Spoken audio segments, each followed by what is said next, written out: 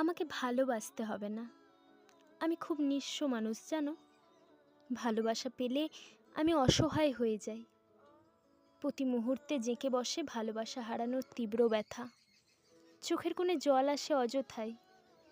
তার চেয়ে বরং আমাকে অবহেলা দিও। চোখের সামনে বন্ধ করে দিও খোলা দরজা। স্নেহ নয়, তুচ্ছ তাচ্ছিল্য দিও।